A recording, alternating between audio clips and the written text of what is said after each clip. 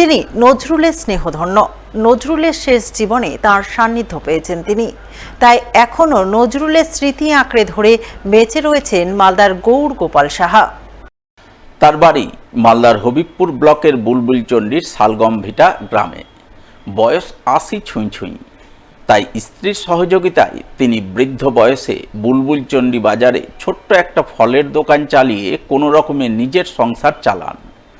সাংসারিক অভাব অনটনের মধ্যেও তিনি সাংস্কৃতিক চর্চা করেন নিয়মিত।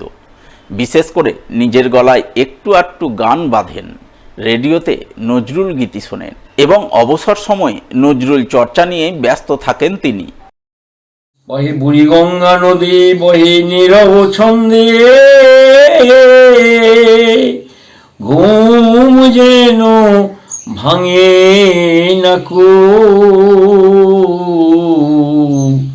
কবি তুমি নীরবে ঘুমিয়ে থাকো। গৌর গোপাল সাহা নিজ মুখেই জানালেন তিনি বিদ্রোহী কবি কাজী নজরুল ইসলামের শেষ জীবনে তাঁর সান্নিধ্য পেয়েছেন। 1966 সালে কলকাতার পার্ক সার্কাসে নজরুলের বাড়ি গিয়ে তাঁর সঙ্গে সাক্ষাৎ করেছেন। তাঁকে সেবা যত্ন করা এবং তাঁকে নিজ হাতে ফল খাইয়ে দেওয়ার সৌভাগ্য লাভ হয়েছে। সেই সূত্রে পল্লীকবি জসিমউদ্দিনেরও সান্নিধ্য লাভ ঘটেছে। পল্লীকবি তাকে চিঠিও লিখেছেন, সেই চিঠি এখনও বাড়িতে সযত্নে রক্ষা করে চলেছেন তিনি। এছাড়াও বিদ্রোহী কবির সঙ্গে তাঁর ছবি রয়েছে, সেই ছবিও অমূল্য সম্পদ হিসাবে তিনি সযত্নে রক্ষা করে চলেছেন। আমি গৌর গোপাল সাহা, মালদা জেলার বুলবুলচণ্ডীতে থাকি। আমি কলকাতায় ছিলাম এবং ওই সময় কবি নজরুলের সঙ্গে 1966 সালে 11ই জ্যৈষ্ঠে আমি তার বাড়িতে যাই, পার্ক সার্কাস কৃষ্ণপাড় রোডের বাড়িতে যাই।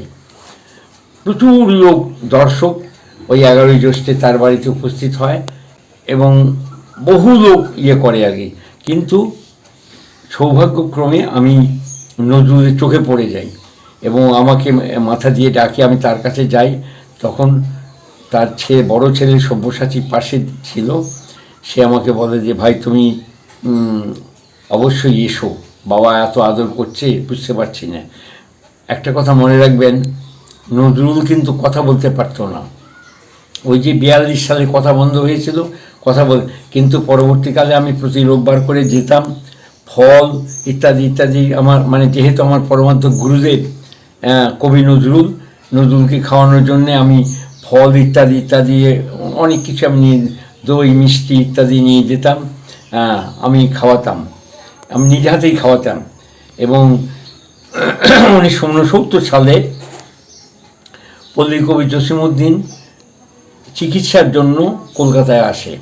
টালিগঞ্জে ওনার এক বন্ধু সাহিত্যিকের বাড়িতে উঠে, সেখানে আমার সঙ্গে পরিচয় হয় এবং প্রতিদিন কিছুটা করে ফল পল্লীকবি জসিমউদ্দিনের ওখানে আমি দিয়ে আসতাম। এই অবস্থায় জসিমউদ্দিনের সঙ্গে আমার পরিচয় এবং পরবর্তীকালে জসিমউদ্দিন আমাকে চিঠি লেখে, ঢাকা ফিরে গিয়ে আমাকে চিঠি দেয়। চিঠিখানা আজও আমার কাছে আছে। কবি নজরুলের স্মৃতি আছে, ওই যেদিন আমি খাওয়াচ্ছি সে অবস্থায় আছে, আমি খাওয়ানো অবস্থায় একটা ছবি আছে, আর একটা ছবি আছে তাতে বড় ছেলে আছে সব্যসাচী, ছোট ছেলে আছে অনিরুদ্ধ, পল্লীকবি জসিমউদ্দিনের কোলে বসে আছে সব্যসাচীর বড় মেয়ে খিলখিল কাজী। যে খিলখিল কাজী 2012 সালে ঢাকা থেকে আমার বাড়ি এসেছিল। মালদায় তখন বইমেলা হচ্ছিল, বইমেলা উপলক্ষে এসে আমার বাড়িতে প্রায় 7 ঘন্টা কাটায় এবং অভূতপূর্ব আনন্দ হয় এই ইয়েতে আর কি। এছাড়াও নজরুল ইসলামের নাতনি খিলখিল কাজীও 2012 সালে তার বাড়ি গিয়েছেন।